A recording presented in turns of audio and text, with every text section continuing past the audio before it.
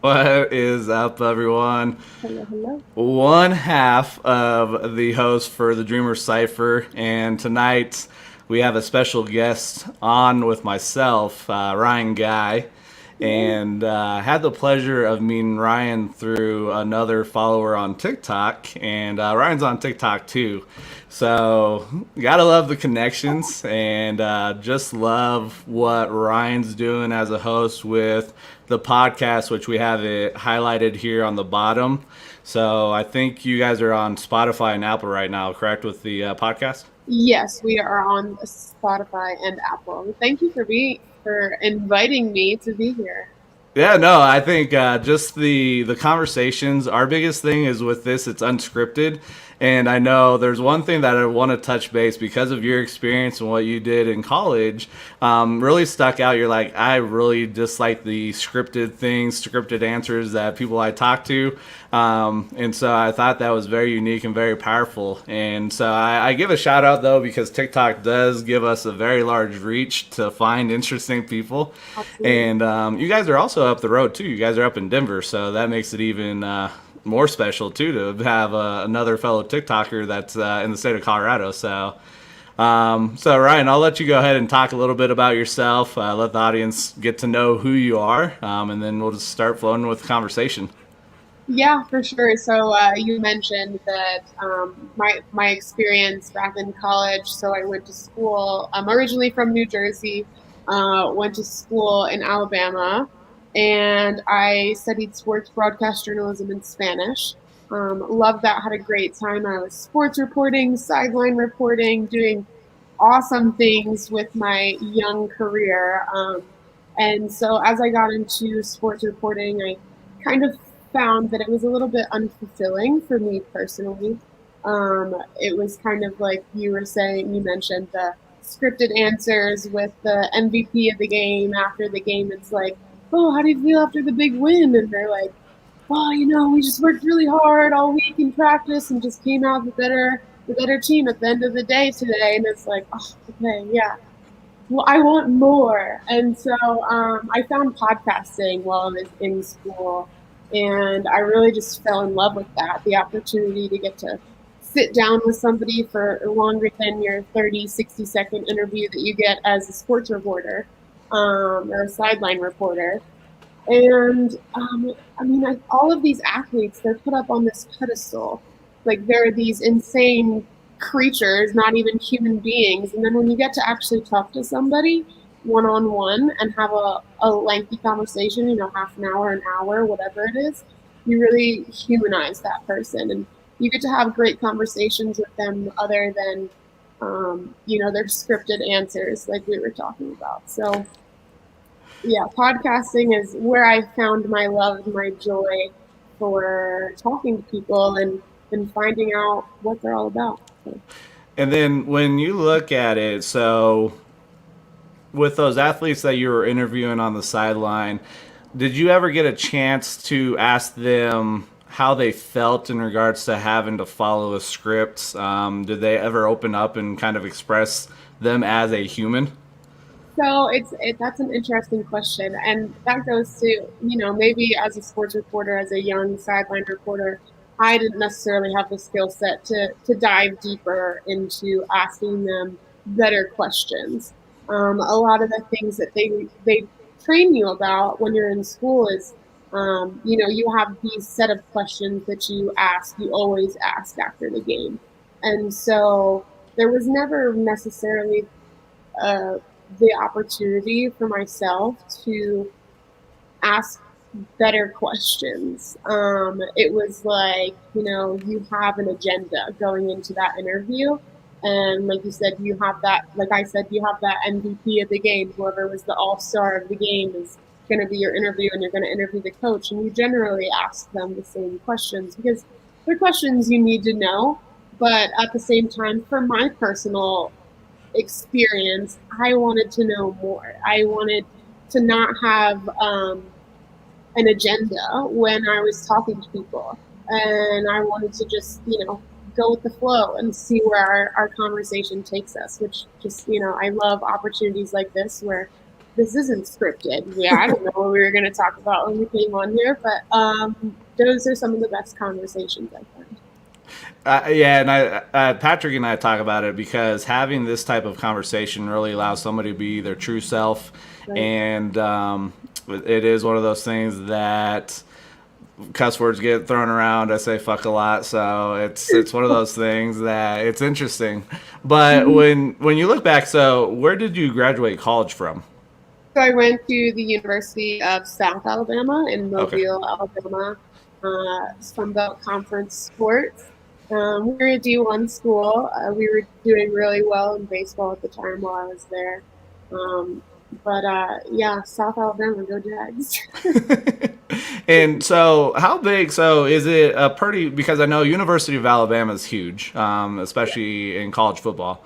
How much of that bled down to Southern Alabama with the program and sports in general? Yeah, I used to see, trucks driving around. Everyone drives a truck in Alabama. I used to see trucks driving around our campus at South Alabama with the big A sticker on the back. And I'm like, where's the Jag representation here? Like, everyone's an Alabama fan. They've all got, like, people have like tattoos of the Alabama A. Like, it's either Roll Tide or War Eagle, Auburn. Auburn, yeah. So there's a huge rivalry down there. Everyone knows the football culture is insane. It was definitely a huge culture shock for me going down from New Jersey, living 18 years of my life, and then moving to Alabama, to Mobile, Alabama, where I've Mm. never been, never expected to find myself there. But it really just came down to money. Honestly, it was a lot cheaper for me to go to school in Alabama than it would have been for me to stick around up in the Northeast. So I found my way down there. That's awesome. And I think you look at it too, it opens up really to see a different perspective of life, a different perspective of the country. And when you look back on reporting on the sidelines, asking the scripted questions, is there a question that you really wish you could have asked while you were doing that job? I don't know if you want to give that because that look on your face, you're like, I don't know if I want to answer this. Yeah, I mean, there's quite a few. Like I said, I'm from Jersey, so I curse a lot too. So I wish I could have, those unscripted, unfiltered questions that I genuinely want to know. But I think I like to dive into people, especially, athletes. I like to dive into their personal life. Like, what do you do when if you have free time? A D1 athlete has a lot to do in a day. But during your free time, what do you do? I don't want to just know about you like reading books. Like, okay, yeah, sure. Like, what do you really do? Like, what really drives you? What are you interested in besides the sport world? Like, do you paint? Are you a DJ on the side? Like, what is your secret life that we don't know about? Behind the scenes of the sports arena or the field or wherever. And it's unique because I know we talked to Christina when we had the powwow, and then you also have Aaron that's like the trifecta for your guys' podcast. And for yourself, how did you find your way into becoming the host for this podcast? And I think it's powerful too because you, as a group, you guys focus on women empowerment, and I know you've got the sports background, so you bring that. Christina's got the sports background, and then Aaron is marketing, correct? Aaron also has a sports background. We all work in sports. We just work in different industries within the sports organization. So Christina, the vice president of DWSC, she works in events for Cronky Sports, and then Erin, she works on the sales end of marketing. And she also works for Cronky Sports, so that covers a couple different. For those of you who don't know about Cronky Sports, covers a Pepsi Center, or not the Pepsi Center, Ball Arena. That's so hard to grasp in my head now. It's Ball Arena, not Pepsi Center anymore.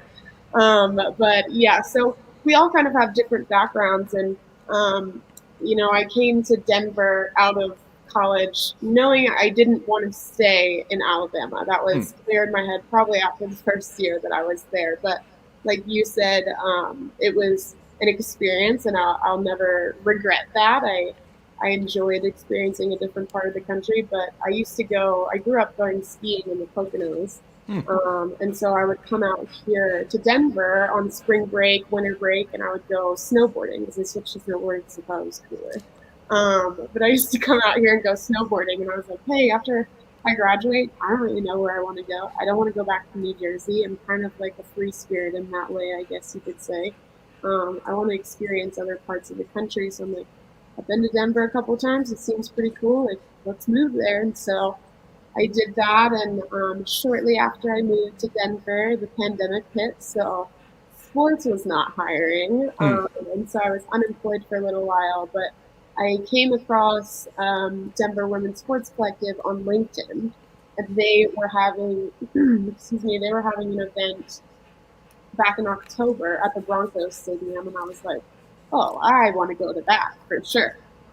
No sports for like 8 months or whatever it had been at that point, and I'm like, there's an event at the Broncos Stadium, like I am going there. And so I showed up, my unemployed self, and felt a little bit embarrassed because I was unemployed, and everyone that I had networked with there at the time was like, "Yeah, I work for the Nuggets. I work for the Mammoth, the Broncos, and the Rockies." And I'm like, "Oh gosh, like I feel like I'm the only person here that doesn't currently work in sports." mm. And so I actually, uh, throughout the night, I found myself at a table with Christina Mooney. And she was like, "Oh, well, what do you do?" And I'm like, "Well, currently I don't really do anything because of the pandemic, but I would love to do this. I would love to have a podcast." I found podcasting in college, gave her the whole spiel. And she was like, "Okay, well, if you want to do a podcast, then we could probably make that work for you. So send me a podcast by like next week, and then we'll talk and see how it goes." And so that's what I did, and sent her that mock podcast that I edited and produced all on my own. And they were like, "All right, I think we're going to have you be the host of our podcast. So we're going to figure this out." And so since October until March, we've been working, behind the scenes on all the ins and outs of trying to release this podcast and really find a goal of what was really important, and a mission for our podcast, not to just have a podcast and throw it out there. We wanted it to be meaningful. Mm. And so we took the time to really dive in deeper into what our podcast was going to be for and how to help people, because that's what DWSC is about. And I really wanted to be able to bridge that gap between people who are right out of college and maybe not knowing what direction they want to go to, and they could listen to our podcast and talk to so many different women within the industry, and men as well, and kind of see from their personal experiences and see what they could see themselves going into. And so, yeah, I mean, it's been a long journey, but we're really just getting into this. I mean, we Mm. only have three. This is our third podcast we just released on Monday, so it's been really exciting, and it's been an awesome journey, honestly. And I find that unique because you had talked to, you gave Christina what you wanted to do. But before that, you said you were embarrassed going around being with these bigger individuals, because the individuals that you were around during that event, what was the range of like time in the field, I guess, for these individuals that you were crossing paths with? Yeah, I mean, I think maybe the youngest people there were probably around 26, and so they have got 5 years under their belt. And I mean, there were people well into their career who've been in the sports industry for 20 plus years. So the range there was is massive, and that's what's great about DWSC is that you have so many people that have a couple years in experience, we're starting a mentorship program with local universities, trying to get students who are studying currently, trying to get into the sports industry once they graduate. And so I think at that personal event, I was probably the youngest person there with the least amount of professional experience. But I think my passion really showed, and I think the sparkle came out of my eye when I was talking to Christina, because this was something that I really wanted to do. And before going to that event, I've talked about this before. I talked about it on my podcast. Imposter syndrome is a huge thing for me, Mm. not feeling like, and that was an event where I'm like, oh, imposter syndrome is like killing me right now. I don't belong here. Like I shouldn't be here. And so, after having that conversation and seeing where it's gotten me today, it's kind of funny looking back on that and being like, oh my gosh, I was so in my head. Mm. I have an inner monologue that can be a little bit negative sometimes, and that's another thing that I talk about as well. And I think it's important to be honest about those things, because I think other people feel similar to me, and should know that even if you have those negative thoughts or suffer from imposter syndrome, that you can get over it. Because if I can do it, I promise you anyone can do it. And I think that that's huge. People need to hear that and understand. I know when I launched my original podcast, I went through a divorce. So I launched the Journey Beyond Divorce. And before I launched it, I was like, "Who's gonna want to listen to this? Like, who's gonna want to listen to my stories?" But it's funny because I come across a lot of content creators, and I think that is the biggest thing that we all deal with, is that biggest roadblock of the imposter syndrome. And when you look at that, so you look back and you had the imposter syndrome taking place, and then you talk to Christina and you're like, I want to do a podcast. So how did that, like, opposite ends of the spectrum come together? You're like, oh, what? I can't be here, but this is what I want. Yeah, What was it? I think so. Going into that, I was kind of having those negative thoughts, getting ready for the event. I'm like, oh my gosh, should I even be doing this? But it was kind of more so for me, like, if I don't take advantage of this, then this is an opportunity for me right here. You don't come across opportunities like this every day. And so this was something I knew I needed to jump on. And I'd been applying to a bunch of jobs, through COVID. And of course, a lot of those didn't get any responses because they just weren't hiring. But it was kind of like the last straw for me in a Hmm. way. That was the mentality that I went into. It was like, if this opportunity for me in sports doesn't work out after this, then maybe this isn't supposed to be for me. And maybe that was a little dramatic of me to think in that way, but I think it really like lit the fire under my butt. Once I sat down and realized I was at a table with the vice president, and I'm like, okay, this is it. This is it, Ryan. Like, you gotta speak up. Like, you can talk all day, but you gotta actually talk about yourself and what you want, because you gotta Mm. advocate for yourself. And I think I personally, and maybe a lot of women too, and men out there, forget to advocate for themselves and forget to ask for things. And I'm terrible at asking for things. I'm like, I could do this all on my own. But and maybe that's the little Jersey girl in me too, trying to be super independent, and I don't need help from anybody. But to be successful in life, you got to step on some shoulders. You got to ask for some help, and you got to reach out. And that was a personal struggle for mine. So I think really, having that mentality of being like, Ryan, this is your opportunity right here. Um, Kind of helped me get over that imposter syndrome and that Mm. those negative thoughts in my head. That's huge. And I know you've talked about DW. I'm gonna butcher. TWSC. Yeah, so I don't know if we've broken down what that stands for. So if you want to go ahead and talk a little Yeah. bit about that. Denver Women's Sports Collective is DWSC. Erin Lewis is the president of DWSC. We spoke a little bit about her earlier. And it's a nonprofit organization here in Denver, where we're a community of women who work in sports in Denver. We've opened it up to allies, so men and working in sports as well who support women. And like I said, we're also opening it up to doing scholarships. We're gonna start doing for local schools, and we're really just an organization trying to help connect people within the sports industry and trying to support women. And I hate to it's weird talking about myself as an interviewer. I always am asking all the questions, but they always say like I'm a perfect example of what they want from DWSC, because I came into the group, didn't really have a specific position for myself, or career path really started yet.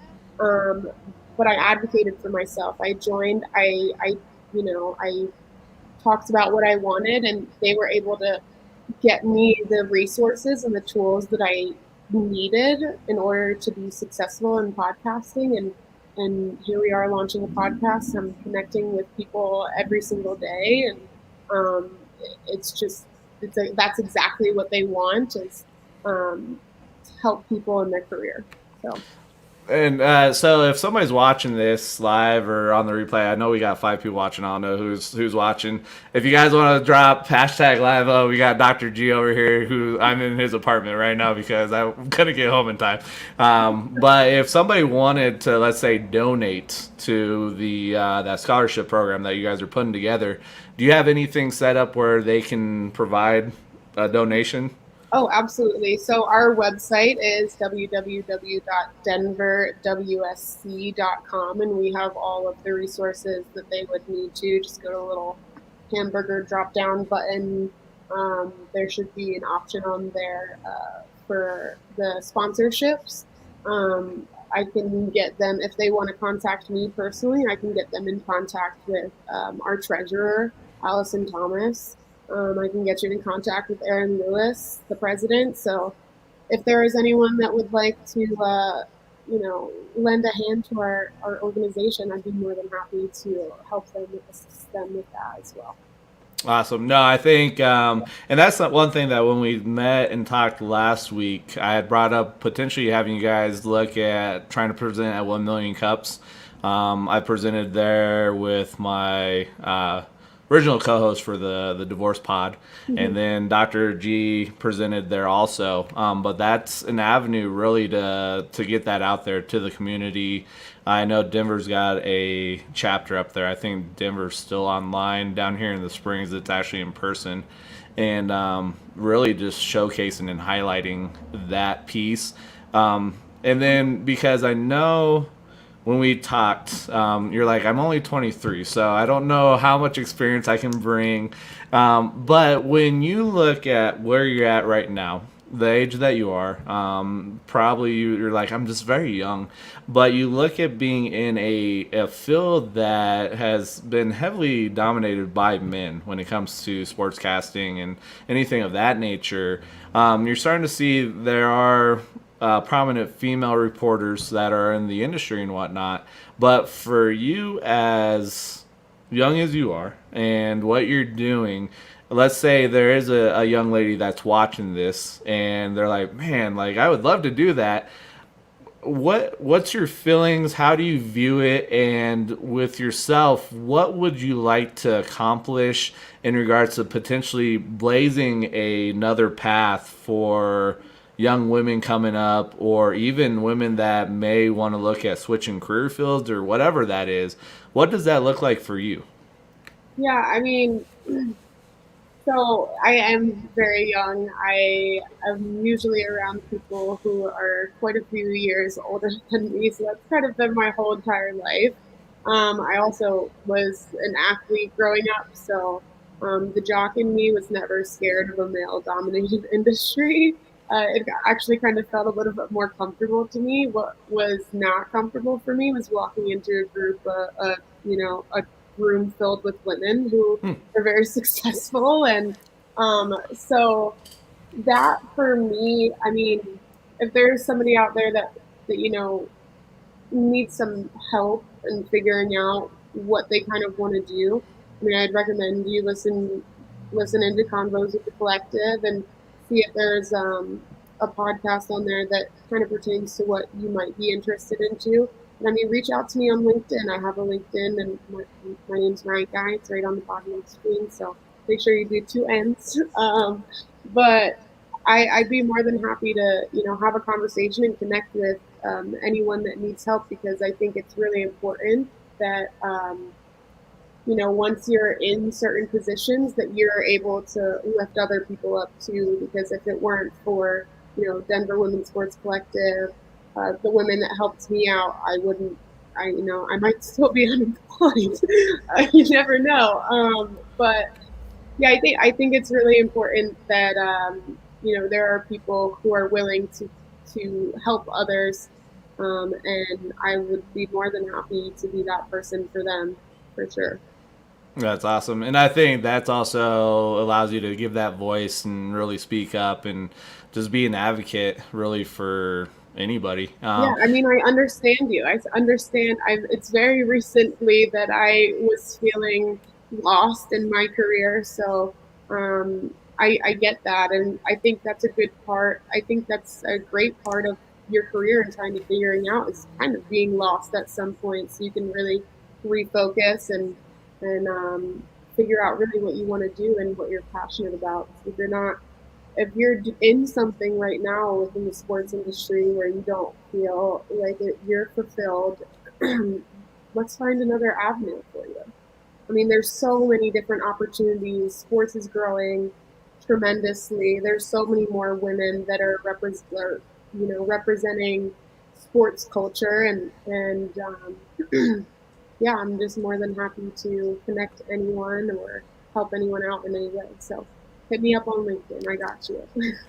And I know we have a big rise of esports. So by Mhm. being an athlete, you have the individuals that are big in esports. What's your view on that? And do you see yourself ever getting involved with esports? I don't think I would put anything out on my end.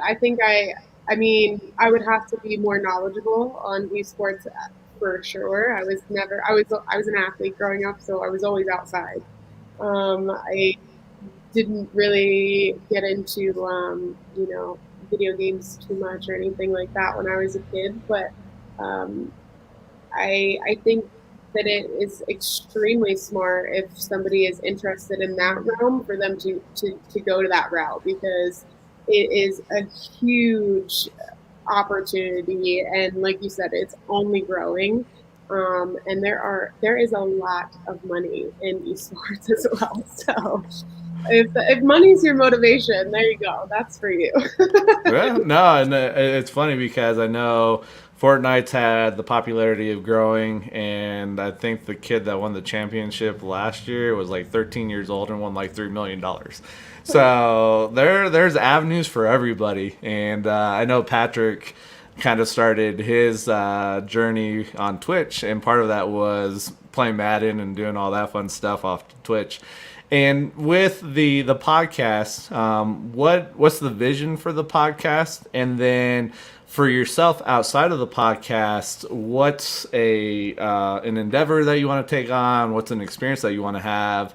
And do you envision? Because I know everybody wants to compare themselves to Joe Rogan, so they're like, "I want to become Joe Rogan," and it's like Joe Rogan's Joe Rogan. Like you got to be yourself. Right, exactly. Um, but yeah, so when you look at that, the growth, the projection, what it looks like for the collective combos with the collective, what's that in regards for that, and then what about yourself outside of that? Yeah, so a great question. So for Convos with the Collective, the podcast that I have right now, the vision for that is really just bridging the gap between, like I said earlier, people who don't necessarily have a specific route that they want to go on. People are within their career, want to switch industries, want to switch, organizations, whatever it is. And just having like real authentic conversations about it, and connecting people, networking with people. Everyone that we have on our show is open to, you reaching out to them on LinkedIn, whatever social media that they offer up. Some of them even give their emails too. So take advantage of those opportunities if that's something that you're interested in. And yeah, that's really the vision that we want. We just want to collaborate with everyone. Collaborate, don't compete. That's what Aaron always says. Yeah. So, gotta throw that in there because it's gold. Um, and then for myself, you know, I would compare myself to hopefully being like Joe Rogan someday. Being like him though, I don't want to be him. I want to be Yeah. myself. And if I could have a podcast that was as successful as he has created his whole podcast, I mean that would be very ideal.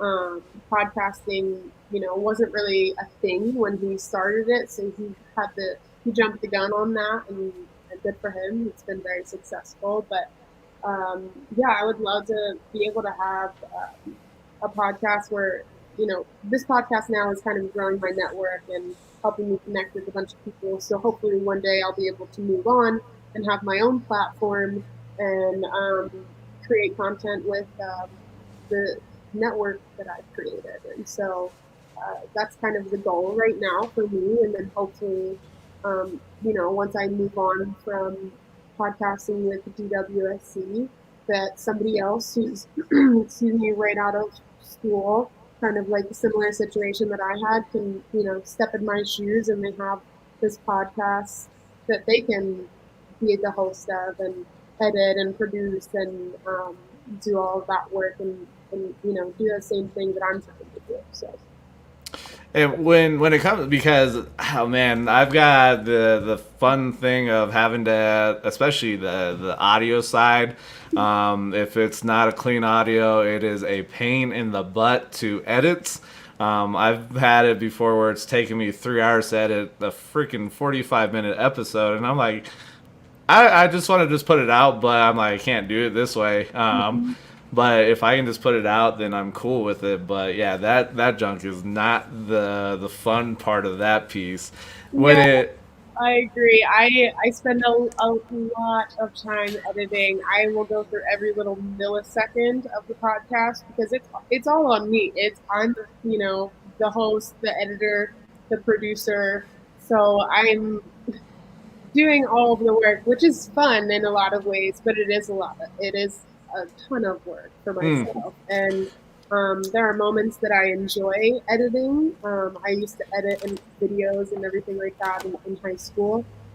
So part of me is an editor, but part of me would love to be able to just talk and talk with my guests and then throw it to the producer and not have to do any work. mm, Because talking with people is not work for me.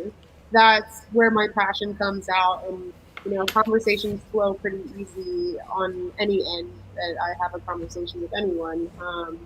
But yeah, if I could just throw it out to a producer and let them do all the work and go through every little millisecond, that would be ideal.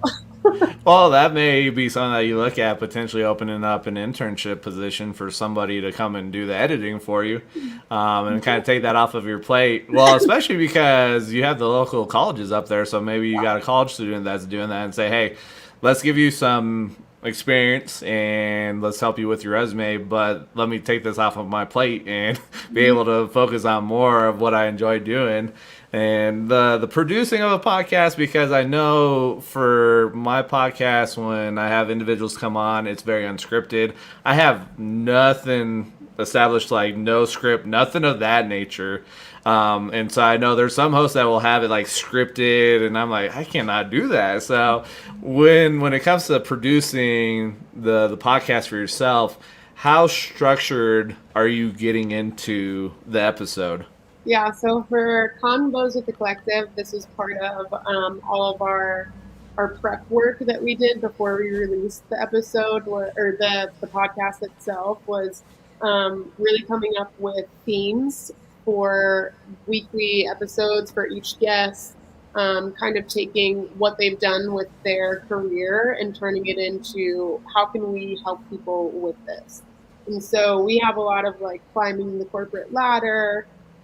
Women empowerment was our first episode with Erin Lewis, the president of DWSC, who was just the perfect way to kind of introduce the podcast with the president of a women in Mm. sports organization, and then we have kind of like more niche oriented podcasts as well. With the second episode I did was about branding and marketing for working as working in branding and marketing in sports, and so there are there are themes that we go through. I usually have questions that I prepare myself, and I just genuinely want to know, and then I'll have like a document up on the side of my Zoom call, and I'll reference it every once in a while if I'm like stuck or something. But usually, I'll ask a couple questions, and then it just flows, and our conversations get I think more genuine, authentic, and more informative that way. Instead of like me asking a question, you answer. Now me ask another question, now you answer. Yeah. And that's, we said that, but I just enjoy conversations way more when they're less scripted, for sure. Mm. And so I know right now, how is this experience for you right now? Because like you said, you're like, I'm usually the host asking questions. I know. So what's it been like for you just right now, just sitting here and just having the conversation? Yeah, I mean, I keep wanting to ask you questions, and I'm like, wait, I'm the guest on this Yeah. one. So, I mean, there's a lot less. I think I put pressure on myself as the host, especially when I know I have like somebody coming up that I'm supposed to interview who I'm kind of like a little bit starstruck by, or I wouldn't say starstruck necessarily, but it's like, whoa, I'm actually like emailing this person, or and so I'm like, I gotta be prepared. Like, I can't seem like a rookie. Like, I don't want to be like, I'm 23 years old and I don't know what I'm doing. So yeah, I put a little bit of pressure on myself in that aspect, but definitely as a guest, I'm like, oh, this is kind of fun. All Mm. I gotta do is answer questions. Yeah, no, Patrick was gonna send me a question, but I guess we'll figure it out later. And we got emails too, so what was he gonna ask? I don't remember. So I told him to send it to me, but good times. But yeah, no, if you want to ask questions, it's more than free game here. So Hey, we where did you go to school? so I'm actually a native of Colorado. So born and raised here. Spent some time in the military, active duty wise, and Thank before you. I joined the military, thank you. Before I joined the military, I was at UCCS here in Colorado Springs. Did a year, and I was like, "This is too expensive." And the funny thing is, I was going to school for nursing, so like all my friends would make fun of me. They're like, "You're gonna be a male nurse?" I was like, "Yeah," because there's not many male nurses in the field. I think it may be flipping. I don't know, but grew up and then went there, and I was like, "This is too expensive." So let me go join the military. Got out, flipped over, now in the reserves, and went back to school. Used my post 9/11 benefits for that, and for business management, which I tell people, I'm like, college isn't for everybody. Really, part of what Patrick and I do with Two Native Sons is we have this idea to create internship programs for high school students, really to give them that experience, because if they can get the real world experience and they've been vetted by the business owner and potentially have them come on as a part-time employee and they've already done the vetting, maybe you save them all the headache and the potential debt and have somebody that really has shaped and molded them. Mhm. But yeah, no, it's very interesting just really getting into the entrepreneur world and what we do with Two Native Sons. It's just having these conversations, showcasing other individuals, and just expanding the network, but helping people have the connection piece. Our biggest thing is sharing the heart story of individuals, because every business can be imitated, but what cannot be imitated is your heart story that you have as an individual that separates you from everybody else. And so yeah, it was kind of far away from asking where did I go to school to here's the long answer. So, It's but okay. yeah, All the time. But I mean, that's how you talk. That's how you conversate with people. And I mean, I like when people have more to say than what I initially ask them, because it adds more flavor to it. You get to see their personality, and you get to see, your passion. why you're doing the things Hmm. that you do. And so it makes interviewing a lot easier when people are like, oh, yeah, great question. I'll tell you exactly why and when and how. And yeah, I mean, what you guys do is, it sounds, there's correlations between what DWSC does and what you guys do. And I think, it's so incredible that there are people that actually want to help you. And like you said, you're creating scholarships for people or internships for people who, are right out of college or in college. And those are the opportunities that we need. Hmm. And, I think sometimes you find situations where people get to be where they want in life and they don't reach out their hand. People where they were just, that person was just there, didn't have, maybe they got help from somebody else, but once they got there, they cut that rope. Yeah. You don't get to hang on with us. So I love talking to people who want to collaborate with people. So now thinking about that, because I know Christina brought up that I think you guys had two young gentlemen that were listeners to the podcast, and they're like, "Man, I didn't know this." When it comes to kind of as women, the the sticking points, those aspects that you guys run up against and really have the headache pieces that is a constant go over. And then Christina flipped it and was like, yeah, well, you guys have to think, you guys are young. And so you're going to be in that same boat. It's just you're young. So you're going to have this outlook and whatnot. Mm-hmm. And when it comes to being an advocate, so if we have men, I guess you could say women, but if women are helping each other out, I don't know. We shouldn't be this way. But as guys, if you have gentlemen that are watching this, what would be something that you could share that could help them be a better advocate for women in business? For your guys' perspective, what would that be? What would you say could be a couple things to think about? Yeah, I mean, it's hard to answer that question without sounding like cliche. I I want to say, men in this world are usually get more opportunities within their careers than women do, and it's taught from a very young age that, and experiencing Alabama firsthand, the culture down there is very much still, women are supposed to be mothers and, at home, and the man is supposed to be working all day.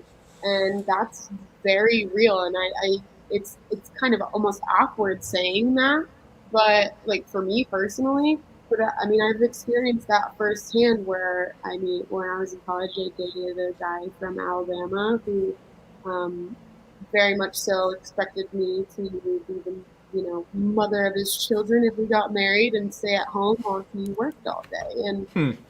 his friends were like that. And I'm a kind of outspoken person about my opinions, and I'll debate with anybody whenever. I'm not afraid to admit when I'm wrong, but I think a lot of people still to this day have a lot of very old thinking kind of ways. And so that's like deeply rooted still to this day. I mean, we're seeing a lot more representation of women, specifically in sports these days. We've had an incredible year this past year with women moving up within the industry. Um, but it's still very deeply rooted in a lot of people's minds, whether it's something that you consciously think about or subconsciously. And, to that as well, we're taught as women from a very young age, like, that that's just the way it is. And men get a lot of more opportunities than us. And, um, you know, I didn't necessarily have a female figure role model growing up. And I've talked about this before, but, as I was growing up as a kid, and people would ask you, like, who do you look up to? And I'm like, I don't know, like who's your role model? I'm like, I'm supposed to have a role model? Like I'm like, I love my parents, and I have a mom and dad who are still together, and but it wasn't necessarily like I looked up to them or they were my role model, and everyone could answer like, oh, Derek Jeter or like whoever it was, and I felt like there were a lot of girls who like didn't have that role model in life, and we need to be able to like bridge that gap. And I keep saying that, bridge that gap, but um, men need to be conscious that that's on our minds. We're taught that from a very young age, and so if you're aware of that, I think that you'll approach women within your industry differently, Hmm. because we don't necessarily talk about that. We don't like talk about that with men, really. We want to be treated equally. Um, but in the back of our heads, we know that we're not treated the same. And so maybe just for those guys out there who want some recommendations within their industry and how they can help is just being aware that um, these are things that women have to think about on a daily basis, and that we have to think about from a young age and throughout our careers, that we don't get the same opportunities, whether that's true completely to this day or not, but it's something that's in our heads. And Hmm. so when you're aware about it, and you're the first step is accepting that as truth, and the second step is doing something about it. And so however you feel like you want to do something about that, whether it's reaching out your hand to help out somebody, some women, who asking them how you can assist them better or how you can make them feel more welcome. I mean, I think that'd be a great way to start that conversation. That's powerful, I think. Yeah, and having that opportunity to allow them to have the buy-in, to allow them to know that they are heard. I find this unique because when my last deployment on active duty, it was myself, and then I had a female that was a staff sergeant, a senior airman, so E4, and the airman first class. So all females, and then our youngest airman that we had was a male. And the Mm-hmm. the thing is, the strongest workers that I had were all the women that I was working with, and we constantly were rotating the young male airmen out for somebody new because they're just young. But I told people, I was like, I would put up my crew, and with it being all females, I'd put them up against anybody else, and they'll probably run circles around those people. And it opened, and that's the thing, having that experience and having very in depth that way, it does. You're like, okay, cool, let's go, and really to experience it and see it really helps out. But also, the military has just the diversity that takes place. It's just having the open mind and really looking at a situation in a different light. Mm-hmm. And I think because there's a good friend of mine, David Prosper, who's down here in Colorado Springs doing some big things, and he had shared a tweet that he had put out, and I had talked about the fact of we got to understand everybody has their lenses that they're looking through, and so it may be an opportunity to take a stand and ask those people, okay, what's your view? How were you brought up? Because that could be something that their lenses are shading them, and they don't realize it because of that environment, which is it. It's one of those tough things, Mm-hmm.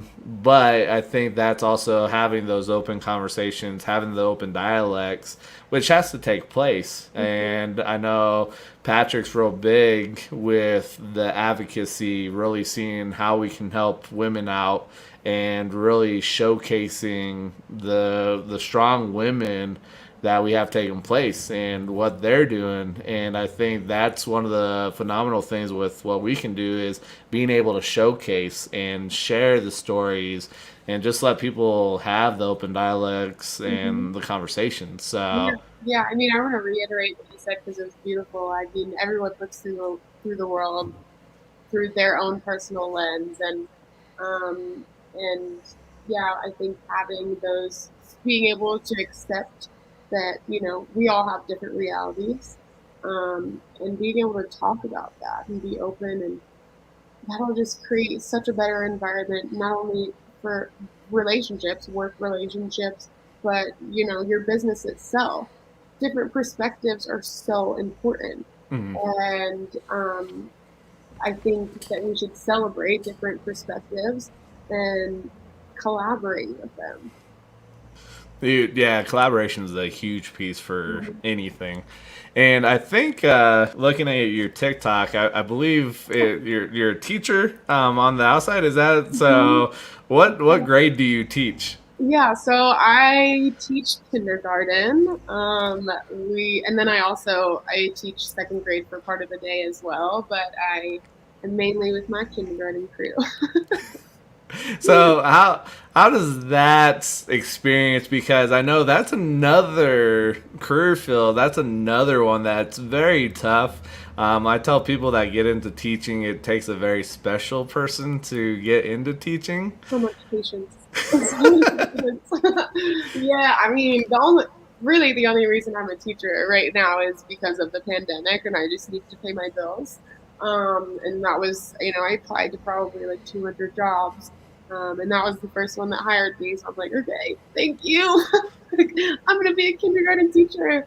And I love it. I love it so much more than I expected to like it, and not that I thought that I wouldn't, but I'm like, wow, am I supposed to be a kindergarten teacher? Or, but it's definitely been a challenging year, especially, I mean, um, it's very different with virtual and in person, and going back to virtual and going back to in person. Mm. So it's been crazy in that sense. It's been a very different year, and I'm a little bit biased on my teaching experience because of that. But yeah, lots of patience goes into it. But I don't know if it's just my attitude or the kids that I have this year, but they're a great crew, and it's been really fun to be a kindergarten teacher. I have to laugh because I did watch one of your videos where it was a drawing from your students, and one of it was like a see-through dress, even though it's that perspective and whatnot. But I had to laugh, and there was something else in there that I was like, "Oh my goodness!" Like it makes me laugh because once you get to know somebody, and then to see that side too, with TikTok and the way it opens up the door for just the craziness that takes on, I just Yeah. have to laugh. I'm a pretty goofy person. Like I said, I'm from Jersey too, so I curse a lot. So I don't know if I should be promoting my TikTok, but it is what it is. That's my authentic self. So I think I'm a little bit funny. So, And that's what I tell people. I'm like, you just gotta laugh at yourself. Honestly, you just yeah, gotta laugh at yourself, and it is another way, really, that I tell business owners. I'm like, you've got to take advantage of this platform because it does open up the doors to connect with people that you may not connect with before, because that's opened up this conversation here to have you on, meeting with Christina, and then the guest that we had on last week was Mandy, who I met through TikTok too. So it's one of those things that it's opened up the doors, and it's a beautiful thing. But I think business owners need to look at it as another avenue to really grow and connect with other individuals. yeah. It's funny because as I was growing up, my mom would always tell me, "Be careful what you post on social media because it never goes away, and employers will be looking at that. Like you shouldn't have it." And now it's like people look for their future employees through social media. And so it's funny how everything is turned around, and it even goes back to like esports too. Growing up, uh, if you were playing video games, you were like classified as like a nerd, and Hmm. now it's like, no, you can be so successful playing video games. Like, and it's like at teaching, there are so many kids who like don't play sports now, and they just go home and play video games. And part of me is like, oh, that's really sad. But I'm like, hey, maybe these kids are just really smart and know that they can make a lot of money from being good at what they're doing and what games they're playing. So I'm like, more power to you. Yeah, no, I think, and that's the thing too, because being in the role as you being a teacher, one of the biggest things, and I think it does help out really being a content creator for yourself. I talk to people a lot of times. Kids start getting their dreams torn down, and sometimes it's in the family home with the parents. Sometimes it's teachers that kind of just lose their way and really destroy, like they don't mean to, but you end up losing the creativity piece, which is a sad thing. Because I look at this as an avenue really to, I kind of look at this as being selfish for myself, just to talk. Mhm. But the other thing I tell people too, I laugh because there's been times I'll do a 45-minute episode, it's just myself, and I'm like, I don't understand that. It's funny that I can just sit there and talk to myself for 45 minutes. But when you look at that, by being in that role of a teacher, what are you doing to kind of help combat the loss of creativity and really kind of uplift kids and say, hey, go chase your imagination? And it's not hard being a kindergarten teacher because that's all they do is use their imaginations. But if somebody's watching as a teacher, by you being in that role, what would you suggest for them to do to end up helping to preserve the creativity and to lift that up and push it? Yeah, I that's another great question. I think it has a lot to do with your perspective. Myself, I've always been a really creative person. Ironically, I went to a charter school growing up, and now I'm working at a charter school, and they are very focused on, emotional learning, creativity. They have like gifted and talented art programs and things like that. But personally, as a teacher, I think your perspective has to be different. Especially, I mean, I only have experience teaching kindergarten and second grade from this year, but there are a lot of things that I've personally learned from like kids who you would think would be, that behavior that they're carrying out would be negative or that they're misbehaving. And you kind of have to see it from a different perspective and maybe even put yourself in their shoes. Like, why are they looking out the window every time I'm like talking and trying to teach a lesson? Or like maybe they just really like to draw, maybe they like nature, and find ways to individualize kids and their creativity, because every kid is so different from each other. And it is easier being in kindergarten because we're, coloring a lot. And today we had Fruit Loops that we created into necklaces in groups of tens by colors, and so like things like that helps with kids' creativity and in that sense. But if you're in a higher level education, um, I think, yeah, changing your perspective on what you may think kids are, they're not paying attention or they're doodling on their notebooks or um, whatever that may be, is trying to figure out more so the root of the cause, and, you know, celebrating that for them and trying to figure out how you can enhance that. Because this is a very creative world that we live in. Every creator is a new career for people. Mm. It's literally called creators. And so I think we got to switch gears in our thinking, and in our institutionalized learning is kind of a dying breed these days. And a lot of education hasn't changed, but I think there's a lot of, young teachers who are getting into these roles and trying to break that, um, I don't know, divide kind of. Mm.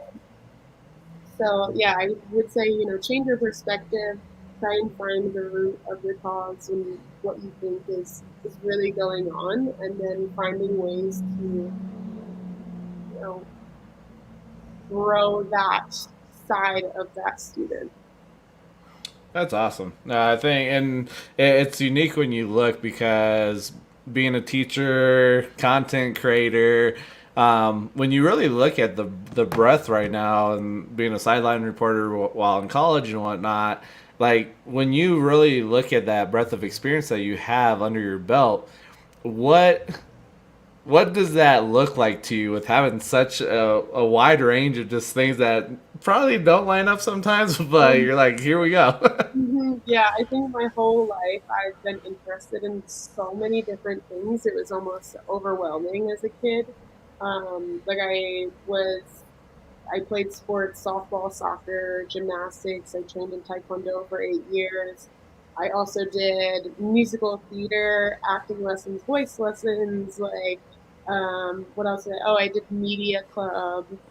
So I did editing videos, shooting videos, cinematography, photography.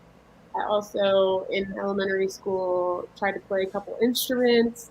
So I was like always all over the place. And my poor father, he's 79 years old, and I'm 23 again. So my old man, he drove me around like a madman all over the state of New Jersey, and that was kind of my whole life, was just doing anything and everything that I was interested in. And so if you look at my resume now, and it has everything on there, even like, jobs that I've had, I'm like all over the place. And it was kind of interesting picking like a career in college too, or, something to study, because I was like, I feel like I'm interested in so many different things and I can be successful in so many different things. And so part of me kind of wishes my parents were like, no, you can't do all this stuff. You need to pick like one or two things and then just go like crazy in that. But it's interesting. I think what my parents try to tell me, because I've had a conversation with them before, like, why'd you let me do all of this stuff?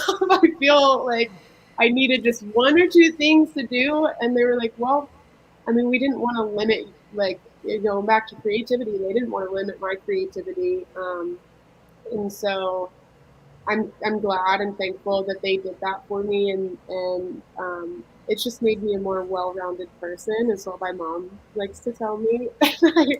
I half believe that myself, but yeah, I mean, I guess it is the truth. It makes me more well-rounded. It makes me able to have conversations with more people and be able to connect with them as well. And so, like I said, I can pretty much talk to anybody about anything and probably have something in common with them too. So. And I think that's a beautiful thing. By having the commonality, it does open up the doors to have the conversation with whoever, and it doesn't matter. And so, what is one thing that a lot of people don't know about you? One thing a lot of people don't know about me. I'm scared of the dark. I'm scared of being alone in the dark, I guess I should say. Too many horror movies? Yeah, I'm not a scary movie person at all. I think any scary movie that I like, one of my friends wanted to watch, I just closed my eyes and fell asleep.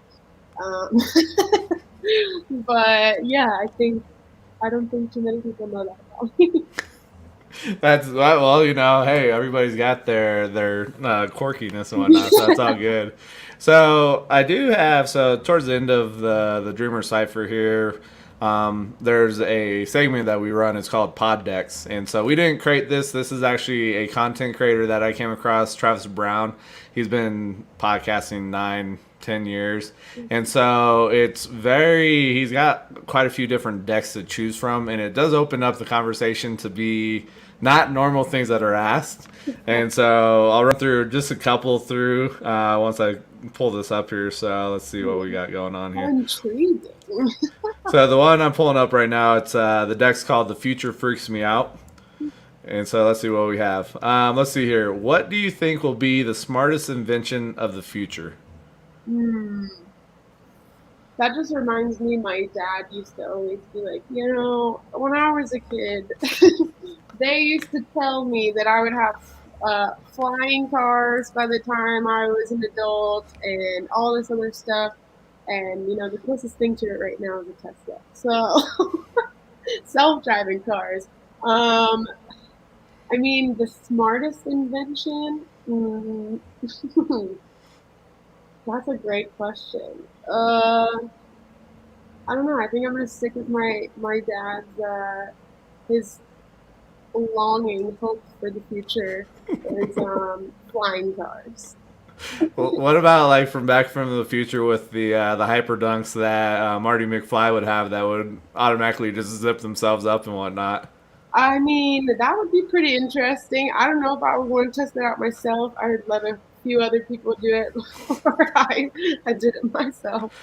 So talking about that, because being an athlete and whatnot, have you seen the Nike shoes that are like they end up pulling apart here and it arches up and you just slide your foot in and then step down and it locks your foot in?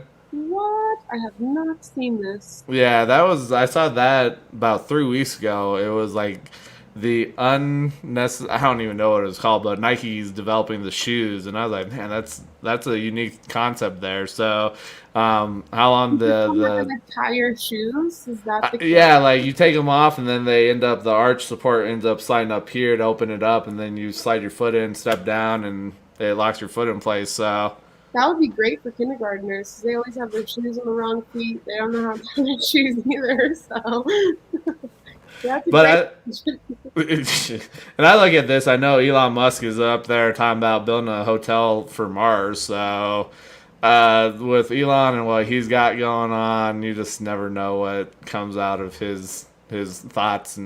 But he's a big visionary. So, And a lot of people, I mean, I think it was like a fake, sign up thing, but people were like signing up to go to Mars, to volunteer themselves to, go to Mars, live on Mars for the rest of their lives. And I was like, there's like thousands of people that signed up for this. And so, as crazy as some of Elon Musk's ideas are, there are a lot of people that are like on board, like ready to go to Mars whenever I'm like, yep. okay. So funny thing is, the next deck I brought up here, I think it was hypothetical questions. So it's talking about inventions again. So if you could go back and uninvent something, what invention would you erase from history? Dang, that's another good one. An invention I would erase. Do you have one in mind? I would get rid of the clock because everybody lives by the clock. Forget the clock. But then you got to think, because if we get rid of that, the time and all that, because now you're having to go back to the sundial time. So, Yeah. but like, what butterfly effect would that have on us as a society if the clock in time was non-existent? Yeah, that's true. I mean, I felt like that was a good idea, and then I was like, oh yeah, you're right. That's butterfly effect. I don't know how that would work out. See, like my initial immediate thought was cell phones, and I'm like, I don't know how you would communicate with people though. I feel like I would probably do like social media though, because I mean, there's certain social medias, more so like Instagram and stuff like that, because I think as much as I loved Instagram back in the day, I think it kind of became very toxic to a lot of people Mm. and started creating, I don't know, like this false like reality for a lot of people and sent a lot of people into, their uh, mental health crisis, feeling like they don't have enough in their life when these are just highlight reels of people's lives. It's not their actual life, and so I think I would say Instagram. Instagram out of everything. Hey, it's all good, because I was gonna say if you got rid of all social media, And we would then forget. yeah, we will. Yeah, connections would not happen. So we would be doing some other fun stuff for all we know. So, but it goes back to the butterfly effect, that if no social media is around, then what does that look like for all of us? We still have like newspapers, and those would still be a thing. Yeah, Yep. it would be very interesting. And then this one is would you rather. So would you rather see your future self or revisit your child self? Mm, yep, I would rather see my future self. Like already lived it, don't want to go back. What's going on in the future? I This is an interesting one, because I've talked to Patrick and I think we've talked about this. I was like, with the information and the knowledge that I have now, if I could go back in time to when I was a kid and pass that knowledge on, like how much further along would I be? And where would I be if I had all this knowledge back as a kid?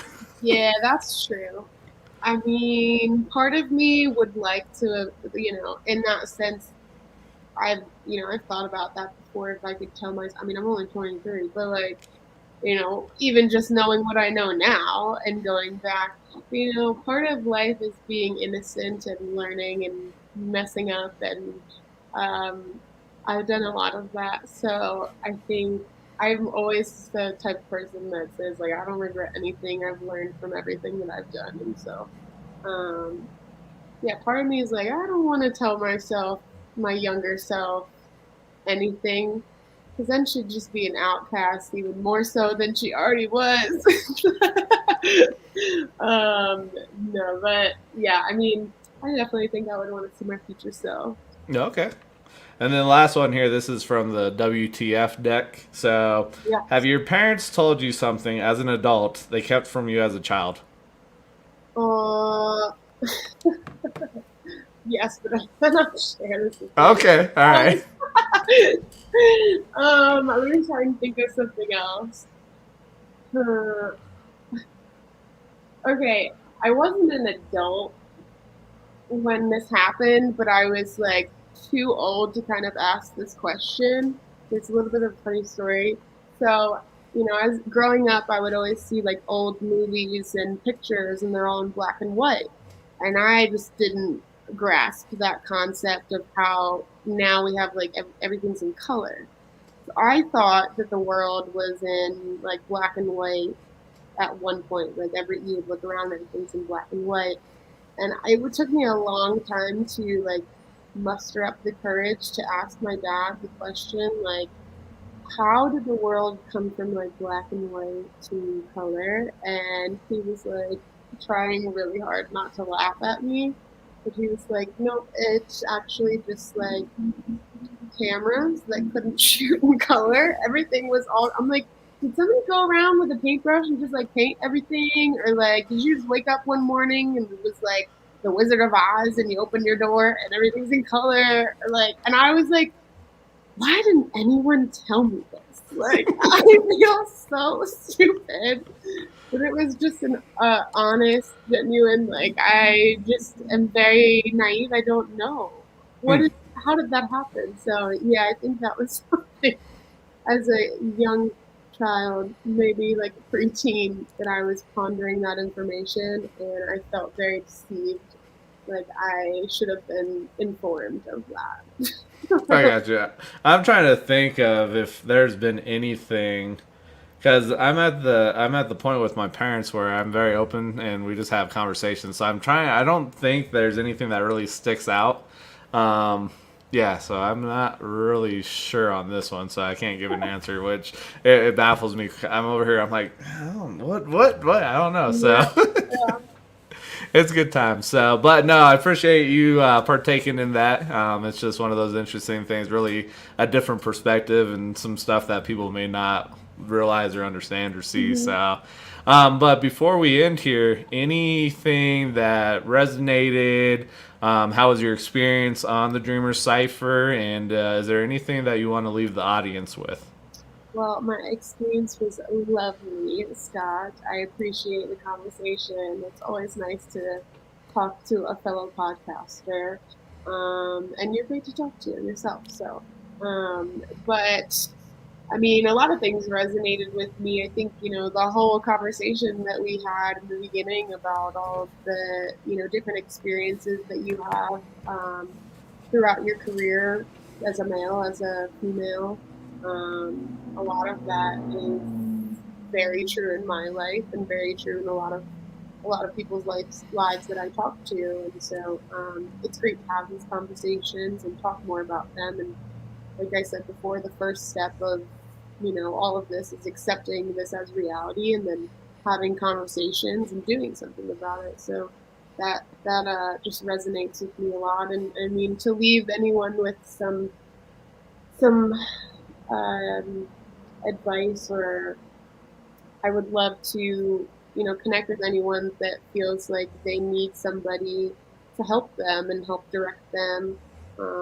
I needed that at one point in my life, so I would love to be able to do that for somebody else. I mean, I hope it would make them happy, but it would make me really happy too to be able to do that for other people. So, like I said, connect with me on LinkedIn. That's more where I do like my business stuff. I have an Instagram, that I just created. So I'm not on that too much, so I wouldn't recommend reaching out to me on there. But yeah, LinkedIn, I'd be more than happy to talk to anyone who's willing to talk to me.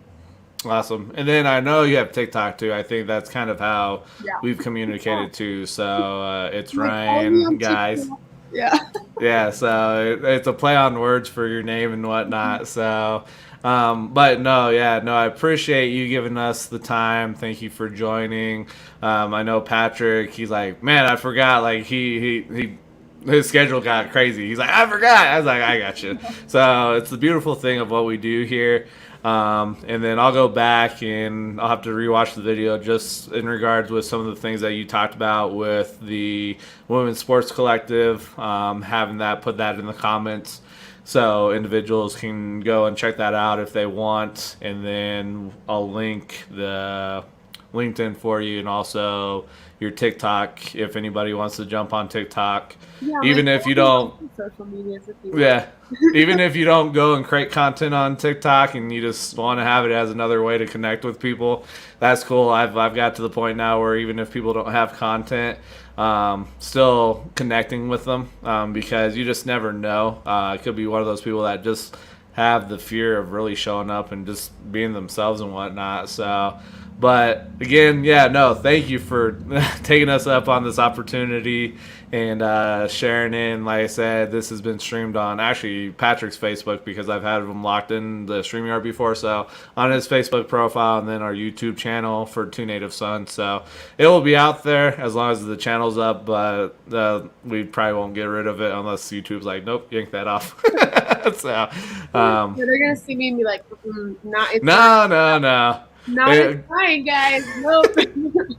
Good conversation. No, that's what we had. We need to have it and whatnot. So Yeah. it's just having the open conversation. So other than that, I'll catch everyone next week. I don't know who we'll have on, but Patrick should be back on here with me. So if not, I'll be talking to myself like I normally do. So. Just grab me. I'll come on and talk to you. Okay, yeah. So if we ever need a backup guest, but that's the thing, we do always want to have people come on and have repeat visitors and guests and whatnot. And I've got a couple individuals that I got to think about having you connect with. And so once I get off, I've got a couple in mind.